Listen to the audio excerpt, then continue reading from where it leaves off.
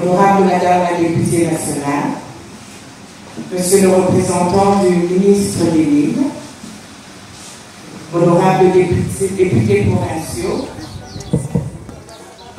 Son Excellence, Madame le vice-gouverneur de province.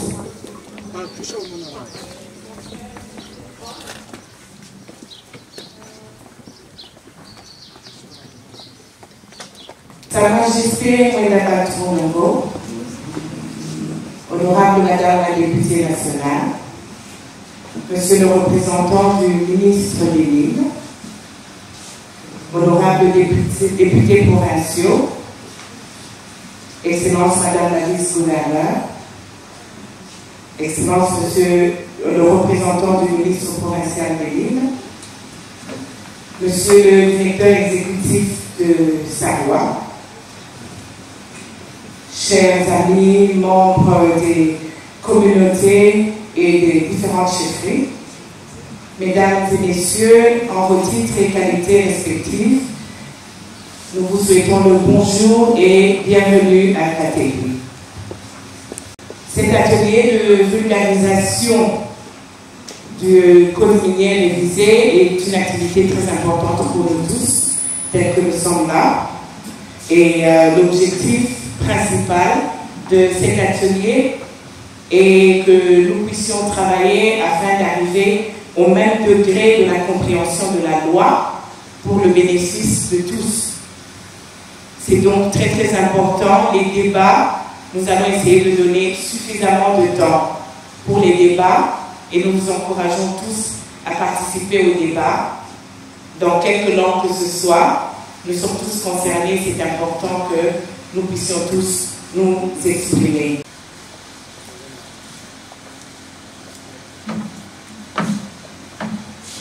Excellence Madame la vice-gouverneure, représentant le gouverneur empêché, distingués invités en vos titres et qualités, Balokwe, Badeba et distingués notables, c'est pour nous un grand jour.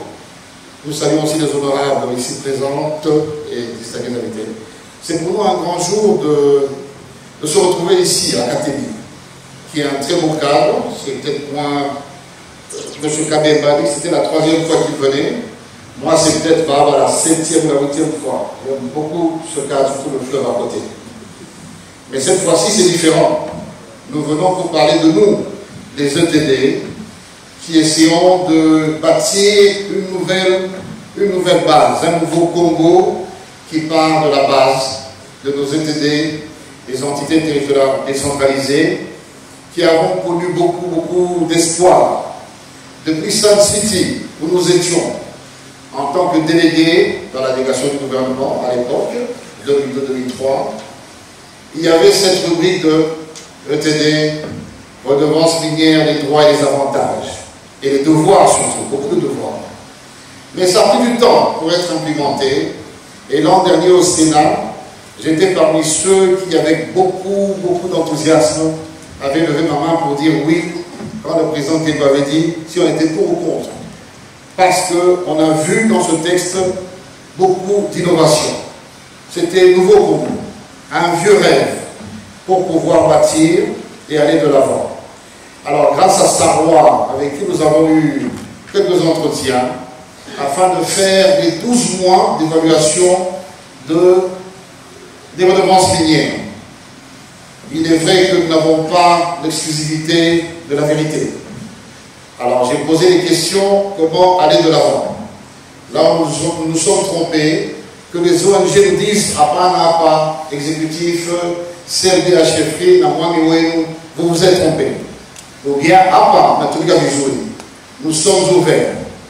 Mais nous observons, il y a un paradoxe néanmoins, parce que de notre côté, sans aucune instruction, sans aucune visite, sans aucun contact, tant à l'Assemblée provinciale de chez nous, là-bas, que dans divers types de cercles, on parle de la chefferie. La chefferie des Maïdiers, qu'on ne fait pas ce que nous devrions faire. Eh bien, j'attendais qu'on m'invite, même dans les huis clos, dans les contacts, afin que nous exposions. Peut-être pas moi, parce qu'on dit que dans la loi des ETD, le chef de chefferie est irresponsable, mais que l'exécutif mes conseillers, mes notables puissent expliquer ce que nous faisons en concertation avec les chefs de groupement. Eh bien, sans nous inviter, on parle de nous. Dans de bonnes choses, mais plus souvent dans des questions qui vont quasi... C'est presque négatif, c'est péjoratif. Et alors voilà pourquoi, après 12 mois de perception, entre guillemets, de ces redevances, qui pour nous ne sont pas assez, puisque la première lancée, vous pouvez voir dans les brochures qu'on vous a données, il y avait aussi des boss mining, des temps de société qui opéraient chez nous. Malheureusement, il y en a qui ont fermé, comme boss mining ne fonctionne plus. D'où il n'y a plus que TFM qui soutient notre lancée. Voilà pourquoi donc, nous venons auprès de vous, avec Sarrois étant la société civile et distingués membres qui sont motivés à nous épauler, nous soutenir, afin d'aller de l'avant. Et aussi, très souvent, quand j'ai des contacts personnels avec notre gouverneur sur ces questions-là, nous parlons de comment, je l'ai toujours dit, je répète toujours, je ne vous fatiguerai pas, et lui aussi me répond et il rit aussi. Alors je lui dis oui, la loi dit qu'il chasse un livre 50. Province, il y a ni qu'on touche chef de chefferie. Mais il y a tout, qu'on puisse aussi s'épanouir. Alors il y a plusieurs domaines, vous allez voir dans les brochures, l'eau potable, l'éducation, la santé, plusieurs domaines, l'électrification et surtout la grande centrale photovoltaïque qu'on planifie pour l'année prochaine et la grande vision que nous avons pour l'avenir, mais cela ne suffit pas. Il est vrai que beaucoup sont pressés, même chez nous, même les chefs de mouvement, des fois, ils sont pressés, ils veulent voir des réalisations. Mais je suis le chef de chefferie et nous n'avons que ce que nous n'avons, nous percevons. Donc voilà pourquoi il est pour nous très important de collaborer, les yeux ouverts, nous écoutons, nous sommes à l'écoute, et pas les tripoter, nous sommes, chez nous on dit, pour diriger ou orienter une grande personne, eh bien, nous sommes disposés à travailler ensemble, de façon à ce que nous puissions réussir. Mais Kinshasa continue à dire la même chose, que ce n'est pas assez. La décentralisation est ineffective ou elle est encore inefficace sur le terrain. Par contre, au Colombie, on entend un autre son de cloche. L'opposé. Comme si c'est trop et il faut ralentir un peu. Mais nous, à notre niveau, on persiste et on signe. Ouvert, disposé.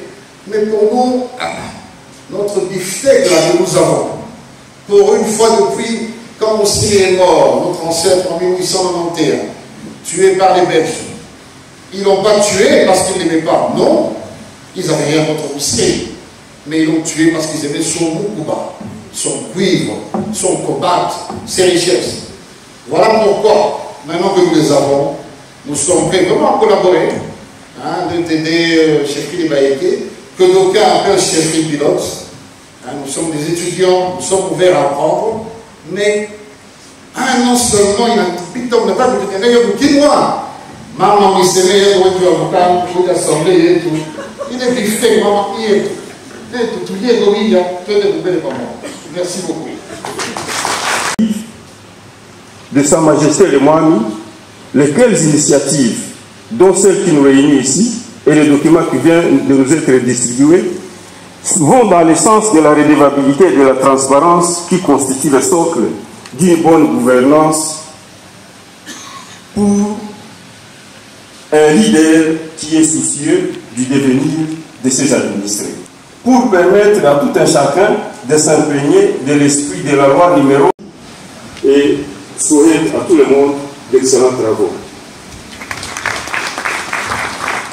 Merci beaucoup, monsieur le directeur. Je représente les gouverneurs des provinces. Monsieur le secrétaire général ONU, ici représenté, Votre Majesté, Mesdames, Mwendaban, Tumuno, Godefroy, Moani de Baïké et honorables sénateurs, honorables députés nationaux, Monsieur le représentant Bissaro, Mesdames et Messieurs, à vos titres et qualités respectifs. C'est un grand honneur pour moi de présider cette séance d'ouverture de la session sur la vulgarisation du code minier révisé et la sensibilisation de parties prenantes sur le développement communautaire ici dans la province du Balaba, dans ce beau cadre de cité des sites de KPI. De prime abord, je rends un vibrant hommage à son Excellence, Monsieur le Président de la République, Félix Antoine Tshisekedi Tshilombo, chef de l'État, pour tous les efforts qui ne cessent de consentir afin de maintenir et garantir la paix sociale et d'améliorer le vécu quotidien du peuple congolais, d'une part, et de concrétiser les efforts entamés par ses prédécesseurs dans les secteurs miniers en RDC pour le bien-être du Congolais et le peuple d'abord, d'autre part. J'adresse également les remerciements à son Excellence, Monsieur le Gouverneur de la province de Lualaba, je cite M. Richard Mouyej-Mondès, avec qui nous avons le privilège de partager la vision sur la province du Lualaba et dont le programme quinquennal 2019-2023 est essentiellement axé sur le potentiel minier de notre province de Lualaba. J'exprime de manière particulière ma reconnaissance envers le secrétaire général minier ici représenté. Afin de voir après les 12 premiers mois, la première année, des redevances minières, c'est-à-dire avec le code minier révisé, comment est-ce qu'on a avancé avec le comité local de développement et l'exécutif de notre entité.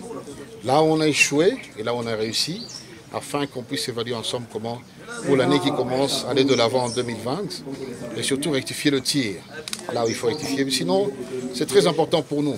Mais surtout, la chute des cours de cobalt et cuivre, bien sûr, a divisé en trois pratiquement ce que nous avions en début d'année.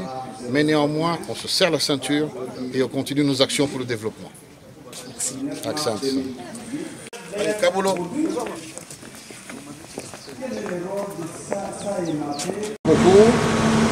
Il est tout à fait normal que lorsque nous sommes ici chez nous, à Kolwezi, que nous puissions venir voir le président de l'Assemblée provinciale, car en fait, on ne peut pas passer ici sans présenter nos civilités.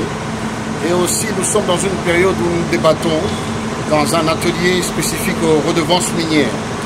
Et dans cet atelier-là, nous parlons de ce que nous avons pu faire au niveau de la chefferie, ce que nous avons bien fait et mal fait, et comment suivre le programme, car en effet, ça fait 12 mois maintenant que les redevances minières ont commencé.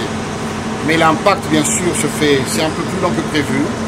Alors, dans l'entretemps, nous attendons la visite, justement, nous avons demandé au président de l'Assemblée, dès qu'il sera disponible, de venir lui-même, mais il va envoyer une délégation avec qui nous allons travailler, qu'il puisse voir le peu que nous essayons de faire dans notre entité, notre ETD. Voilà grosso modo la raison de ma visite. Quand vous avez des réactions, les chefs de groupement qui viennent vous voir, nous on ne construit pas chez nous, on construit seulement dans un seul coin. Pour taire tout cela, il ne nous appartient pas, nous en tant qu'autorité, de dire au grand chef, tel chef de groupement se plaint, tel autre. Est-ce qu'il n'y a pas moyen de faire que les autres, que vous teniez compte aussi d'autres projets? Il le fait, il a tout un programme, il s'est même entouré de plusieurs personnalités pour l'aider à le faire. Et là où nous avons insisté fortement, c'était pour la nouvelle commune de Fungurume. Comme elle est à proximité de l'entité TFM, et on leur a demandé de se mettre, ils se sont mis ensemble, et ils se sont convenus d'une fourchette, et le partage se fait. Et avec ce que la commune Fungurume gagne, nous venons de réussir à financer un grand projet à Fungurume, l'asphaltage de... Ça s'appelle encore comment? Kasolondo. Parce que depuis 3 ans, TFM, comme commune, avait décidé, en dehors des taxes, de mettre à notre disposition ce qu'ils appelaient participation libre ou action de développement. TFM, c'était 1 500 000 $. Ça nous a aidé à faire quelques projets ici et là, mais dernièrement, il y a une année, j'ai reçu la société civile de TFM, les communautés locales. Non, mais il paraît qu'on vous donne l'argent, mais on ne voit rien chez nous. Arrangé pour vous accueillir et vous rendre les honneurs à l'occasion de votre visite de travail dans la chefferie de Bayeke. Je vous invite à passer le détachement en revue. Le commandant de détachement, lieutenant Kalala Wetu Medera.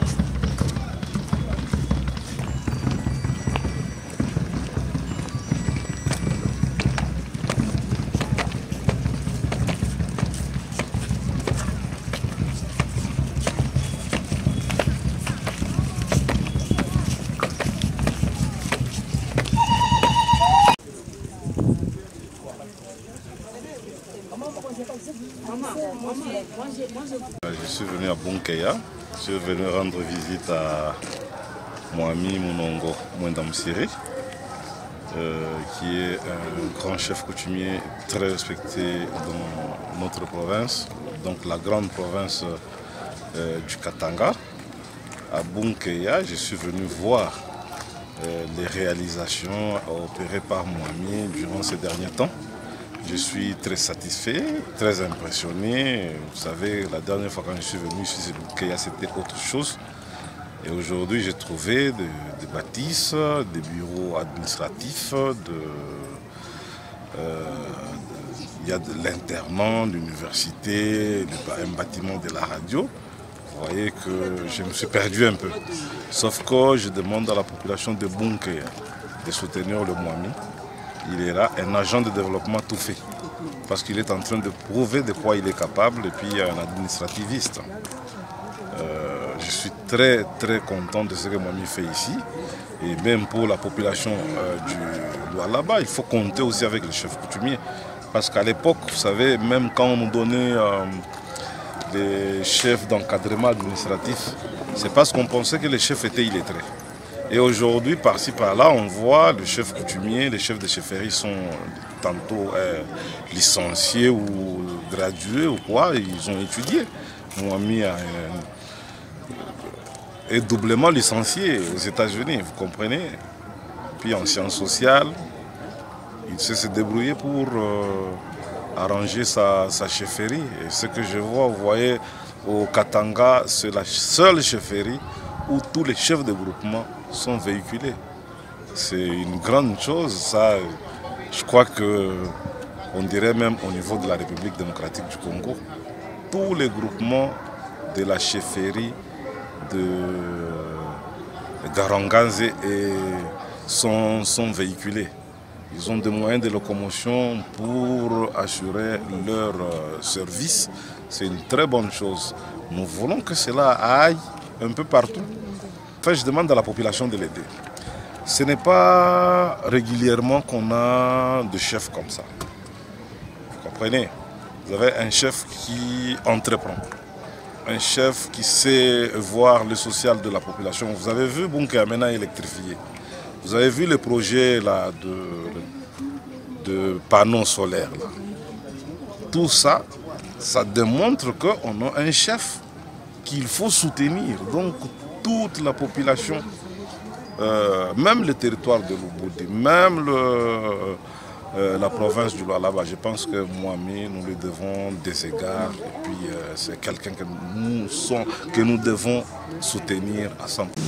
Honorable Madame la députée nationale, Monsieur le représentant du ministre des Mines, honorables députés provinciaux, Excellence Madame la vice-gouverneure, Excellence Monsieur le représentant